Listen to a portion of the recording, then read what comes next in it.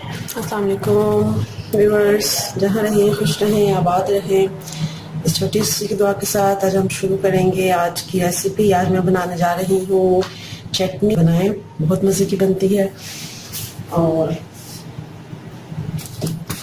ये 2 अदद मैंने लिए, ठीक है, 2 अदद हैं। इनको हम सबसे पहले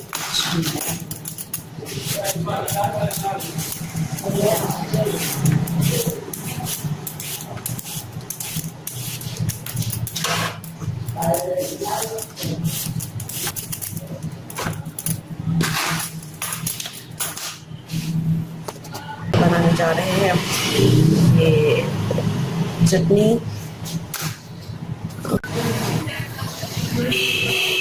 बस मैं चटनी डाली थी, इसके अंदर मैंने दिया है, ठीक है। अब ये देखिए अच्छे से ही गल रही है। तो जब अच्छे से ही गल जाएगी फिर इसको हम अच्छे से मैश कर लेंगे और फिर इसके अंदर मज़ीद जो चीज़ें हैं वो ऐड करेंगे, ठीक है। ये देखिए हमारी जो कच्चा आम है वो गल गया है। इसमें हमने कोई ज़्यादा चीज़ें नहीं डाली, थोड़ा सा पानी डाला है।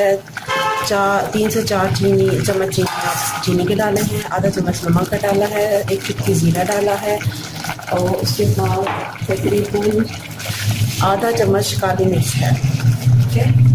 ये हमने डाल दी। खट्टी मीठी सी चटनी बनती है, बहुत मज़े की बनती है, बहुत सिंपल रेसिपी है। इंग्रेडिएंट्स भी बहुत ईजी है। अब ऑलमोस्ट डन है। अब बस इसको हम हल्का सा मैश करेंगे। ये देखिए हल्का सा आपने इसी के अंदर इसको इसकी मदद से मैश कर लेना है। और ये हमारी चटनी